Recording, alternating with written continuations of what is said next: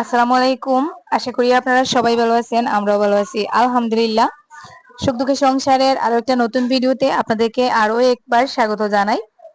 আমার বোনের বাসা থেকে মানে জুবাইদের বাসা থেকে আমি একবার কিছু ফুলের বীজ আনছিলাম। আর বীজগুলো আমি শিফার হাতে দিয়েছিলাম। শিফা দেখুন আমার অ্যালোভেরার গাছের সাইড দিয়ে বীজগুলো লাগিয়ে রেখে দিয়েছিল। এখন কি সুন্দর সুন্দর বীজগুলো থেকে চারা উঠছে, আর চারাগুলো এখন যথেষ্ট বড় হয়ে গেছে। মানে এখন আর এই টবে রাখা যাবে না, যেহেতু একটা টবে ৩-৪টা গাছ, আর এই গাছগুলোর জন্য আমার অ্যালোভেরার গাছগুলো নষ্ট হয়ে যাচ্ছে। তো গাছগুলো আমি অ্যালোভেরার টব থেকে উঠিয়ে নিলাম, উঠিয়ে এখন সামনের দিকে আর কি মাটিতে লাগাবো। মরিচ গাছের মতন এই ফুলের মানে নাগা মরিচের গাছের পাতার মতন হয় এই পাতাগুলো। আর লাল লাল ফুল হয়, ছোট ছোট ফুল, এত ফুল হয় এক একটা গাছে। তো আমি কিন্তু ফুলটার নাম জানি না, আপনাদের কারো জানা থাকলে কমেন্ট বক্সে জানাবেন। তো আমাদের আঞ্চলিক ভাষায় অনেক নামেই ডাকে। তো আসলে এই ফুলটার নাম কি আমি জানি না। তো এখানে রাহিলাকে বলছি আমাদের এই যে সামনের বারান্দার সাইডে সামান্য কিছু ফাঁকা জায়গা আছে, ওখানে গাছগুলো লাগিয়ে দিতে। ঘরের সামনে ফ্লাওয়ার শেড করেছিলাম, ওগুলোতে এখন আর জায়গা নেই। আগে যে গাছগুলো লাগিয়েছি ওই গাছের ফাঁক দিয়ে এখন আর কোনো অবশিষ্ট জায়গা নেই, তাই সামনেই লাগিয়ে দিলাম। সকাল থেকে আমার সেজ বোন ওই যে হাসিনার মা ফোন করতেছেন, এই তাদের বাড়িতে রাতে দাওয়াত। তো আমার মেজ বোন মানে জুবাইরের মাও আসছেন তাদের বাসায়। তো আমি ভাবছিলাম আসবো না, যেহেতু এত বেশি গরম, এত বেশি গরম, এত গরমে ঘর থেকে বের হওয়ারই ইচ্ছা করে না। তো আরিয়ানের জোড়াজুড়িতে শেষমেশ সন্ধ্যার পরে চলে আসলাম। গরমের কারণে স্পেশালি আমার আজকে আসার একেবারে ইচ্ছা ছিল না, কিন্তু আরিয়ান তো মানে নাম শোনার পর থেকেই পাগল, বারবার ফোন করতেছে। তো যাই হোক ফাইনালি চলে আসছি। আর এত বেশি গরম, জীবনের প্রথম আমি নাইটি পরে আসছি। আর এই যে বাকিদের অবস্থা দেখুন, যার গায়ে যেটা কাপড় ছিল ওটা পরে চলে আসছি। ওই মাঝে তুই করিতে পাগল নিয়ে বলি মোবাইল আমরা হইলাম পাগলর গোষ্ঠী। ওই দেখো এগিয়ে ধরছে এগু, ও দেখো আরেকটা আইছে আর এগু লইয়া, আর আরেক বড় পাগল হইলাম খে আমি। তিন বোন, তিন বোনের বাচ্চা কাচ্চা নিয়ে একসাথে হয়েছি, খুব ভালোই লাগতেছে। আপনাকে বা আসসালামু আলাইকুম। ওয়ালাইকুম আসসালাম। তুমি তো করলাই না, আমি করে দিলাম। এখান কে আফা না আফা কিতা কররা? সালাম উঠলাইনি, সালাম করো, সালাম করো। ওয়ালাইকুম আসসালাম। বান্ধবী কারো সালাম করছো? আমার বোনের এই নতুন রুমটা মাশাআল্লাহ এখন খুব সুন্দর লাগে দেখতে। আর এই আলমারিটার জন্য ওয়াল শোকেজই বলা যায়, তো এটার জন্য আরো বেশি সুন্দর লাগতেছে।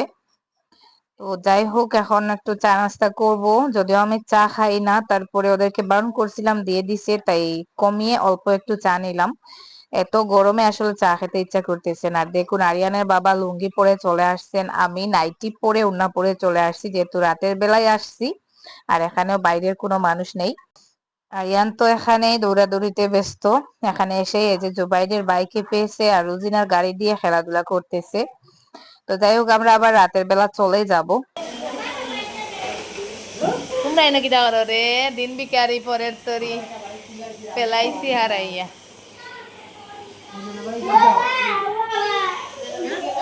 এই এই এখন তো সুশ্রী এটা টানি, এই এই লড়াই করো কি? ওগুর পিঠের চেইন ওগুলো লাগাই দে শারমিন। বান্ধবীর কাপড় ভাইয়া পড়ি যারা কোথায় লাগাইয়া দেও। বান্ধবী ডান্স দেও না, দাও দাও ডান্স দাও।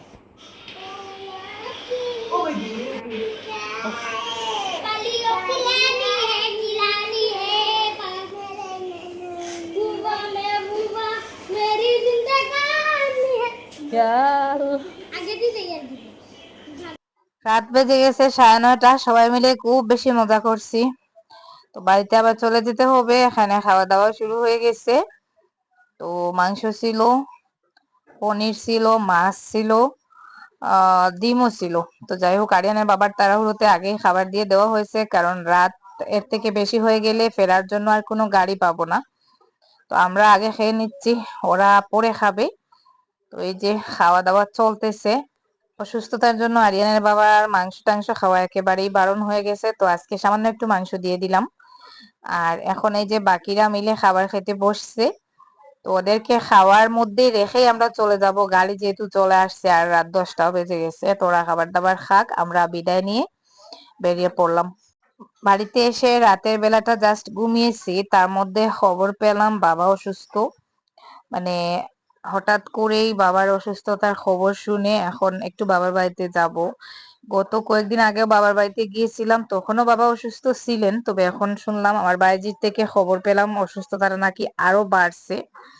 তো হঠাৎ করে খবরটা শুনে খুব বেশি টেনশনে পড়ে গেছি। আর আমি গত কয়েকদিন থেকেই ভাবছিলাম বাবাকে একটু দেখার জন্য যাব, গিয়ে যাওয়ার সময় কিছু খাবার দাবার নিয়ে যাব, যেহেতু ওনার ডায়াবেটিস আর বয়সও অনেক বেশি হয়ে গেছে আর এখন একেবারে যাওয়ার পথে এরকম একটা দশা।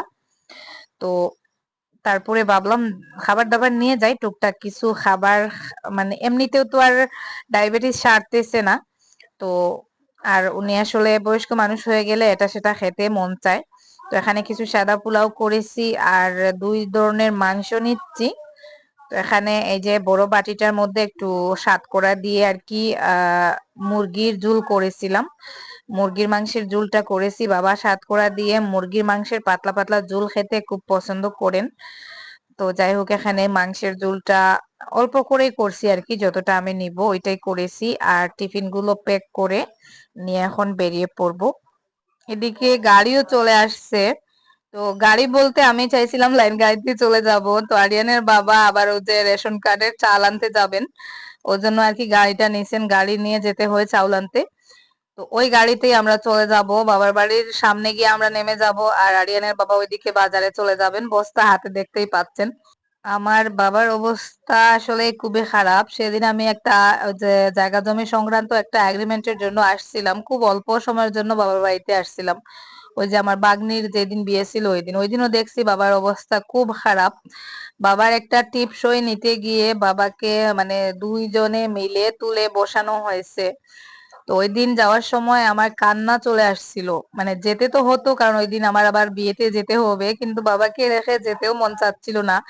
মনে মনে মানে এটাই বারবার আসছিল নেগেটিভ চিন্তা ভাবনা, যে হয়তো এই যাচ্ছি, ফিরে এসে হয়তো আর বাবাকে ওইভাবে দেখতে পাবো না। তো ওইরকম আর কি। এই ফিলিংসটা আসলে তারাই বুঝতে পারবে যাদের বাবা মা একেবারে মানে যায় যায় অবস্থা আর কি। তো যাদের বাবা মায়ের এরকম অবস্থা তারাই বুঝতে পারবে বাবার বাড়ি থেকে যাওয়ার সময় কত ধরনের নেগেটিভ চিন্তা ভাবনা মাথায় আসে আর কষ্ট লাগে। বিয়ের আগ থেকেই আমার একটা চিন্তা ভাবনা, মানে মনের মধ্যে একটাই আশা ছিল যে আমার যদি কাছে কোথাও বিয়ে হয়। কারণ যখন বেশি দূর থেকে কোথাও কোনো জায়গা থেকে বিয়ের প্রস্তাব আসতো, আমি মানে বারণ করে দিতাম। কারণ আমার তখনই মনে হতো যে এত দূরে যাব, হয়তো 1 বছর 2 বছরে বাবা মাকে দেখতে পাবো না। ওই যে দেখুন আমার বাবার বাড়ি, এখানে বাবার বাড়ির সামনে চলে আসছি, জুম করে আপনাদেরকে দেখাচ্ছি। তো যাই হোক, আল্লাহ আমার ইচ্ছা পূরণ করছেন। আমার শ্বশুর বাড়িও কাছে, এখন আমি যেখানে বাড়ি করেছি ওই বাড়িটাও কাছে। তো রাস্তায় আরেকটা সমস্যা আপনাদেরকে দেখাই, আমার বাবার বাড়িতে মনে হয় আর কখনো গাড়ি নিয়ে আসা যাবে না।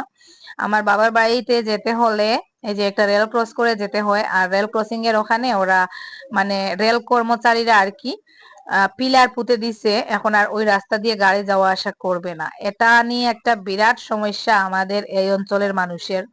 বর্তমানে বাবা অনেক অসুস্থ, কিন্তু বাবাকে নিয়ে যে ডাক্তার দেখাতে যাব সেরকম অবস্থা নেই, রাস্তা বন্ধ করা, আর বিকল্প কোনো রাস্তাও নেই। তো যাই হোক, আর বেশি বক বক করবো না, আজকে ভিডিওতে একটু অরিজিনাল সাউন্ড রাখার চেষ্টা করব যাতে আপনারা এনজয় করতে পারেন। আর আমার বাবার বাড়ির গ্রামটা আসলে অনেক সুন্দর, যেটা আমার কখনো সম্ভব হয়নি ওইভাবে পুরো গ্রামটা ঘুরে ঘুরে আপনাদেরকে দেখানোর।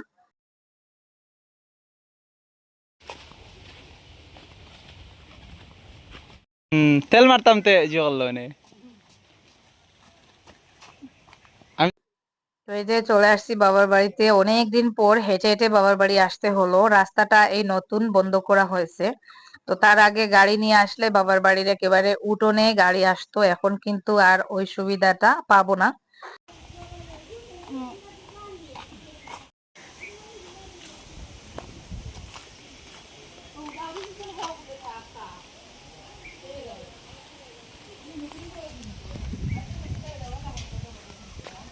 এসে দেখি বাবা ঘুমিয়ে আছেন, তাই আর বাবাকে ডাকি নাই। পরে দেখাবো আপনাদেরকে বাবার অবস্থা কতটা খারাপ। দোয়া করবেন সবাই আমার বাবার জন্য।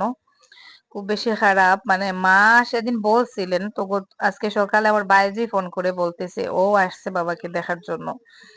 তো এখানে দেখুন এত সুন্দর একটা বিলাই, কি বলবো মানে আমার বিলাইটাকে নিয়ে যেতে ইচ্ছা করতেছে। দেখুন বিড়ালটা কত সুন্দর। বিড়ালটাকে দেখে মনে হচ্ছে প্রেগনেন্ট, তবে প্রেগনেন্ট অবস্থায় বিড়ালটার কালারটা এত সুন্দর আর এত পরিষ্কার, মাশাআল্লাহ। তো যাই হোক, এখন একটু খাওয়া দাওয়া করব, মানে টুকটাক নাস্তা করব। এখানে খাটের উপরে বসে বসে ভাবি এই যে কাকরোল কাটতেছেন, এটা আমাদের বাড়ির গাছে মানে লাগানো আর কি, গাছের কাকরোল বরবটি। তো সবজি টবজি কাটা হচ্ছে, এদিকে বাইরের দিকটাও আস্তে আস্তে অন্ধকার হয়ে যাচ্ছে। তো আমার বাইজি আবার এখানে আম এনে দিছে কেটে।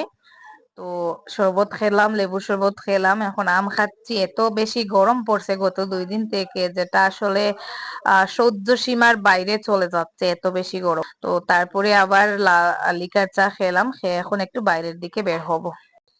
দেখুন এখানে হঠাৎ করেই আকাশটা অন্ধকার হয়ে গেছে, আর এত আরামের একটা বাতাস আসছে যেটা বলে বোঝানো যাবে না।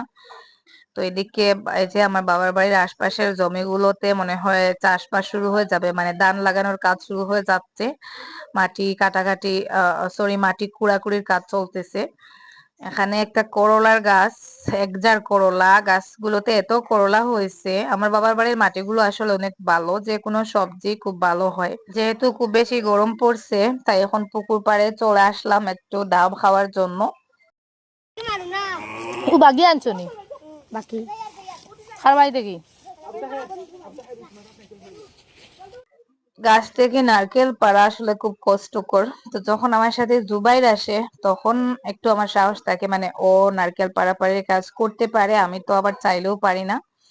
তো এখন এখান থেকে 2-3টা ডাব পেড়ে পুকুর পাড়ে বসে বসে ডাবের পানিটা খাবো। খুব বেশি গরম লাগছে। ইলা বাড়তে নাই ও কুটা শক্ত আসলো, মজবুত আসলো, আর এগু হইলো কি দিও কুটার মাঝখান বাটা শক্তি পাইতো না উপরে দিয়া, এই ফালাই দিছে তো। এই ওগো তুল যাই দেখি, তুল তুল খাস না নয়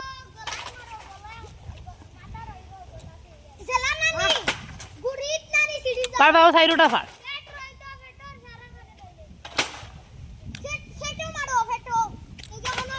এই পড়ে গেছে পড়ে গেছে ও এগো ওগো তুল ওগো তুল ওগো তুল। আচ্ছা বাদে তুল এখন ভাই যাই বড়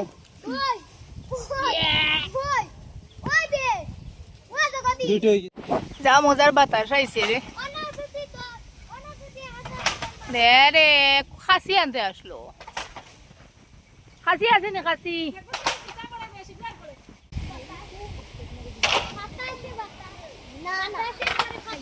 নারকেল পাড়া অবস্থায় খুব জোরে বাতাস আসছে, আর একটা ঘটনাও ঘটে গেছে, দেখাই আপনাদেরকে। খুব জোরে জোরে বাতাস বইতেছে, হঠাৎ করেই দেখি ওই যে একটা সুপারির গাছ, আমার মনে হচ্ছে যে মনে হয় আমাদের উপরে পড়ে যাবে, যদিও আমরা পুকুরের ওই পাড়ে, এতটুকু পর্যন্ত গাছটা আসবে না। তো দেখুন পুকুর পাড়ের ওই সাইড দিয়ে কারেন্টের লাইন ছিল, কারেন্ট লাইনের উপরে সুপারি গাছটা বাতাসের সাথে ভেঙে পড়েছে। আর কারেন্টের লাইনটাও, মানে যে ওয়ারটা ছিল ওটাও ছিঁড়ে পুকুরে চলে গেছে। তো আমি জুম করে আপনাদেরকে দেখাচ্ছি। তখন আমার একটা ছোট ভাইপো পুকুরের পানিতে গোসল করছিল, আর ঠিক ওই টাইমে গাছটা পড়ছিল, মানে গাছটা প্রায় ওর মাথায় পড়ে যাচ্ছিল এরকম একটা অবস্থা, আর কারেন্টের ওয়্যারটাও ছিঁড়ে পানিতে পড়ে গেছে।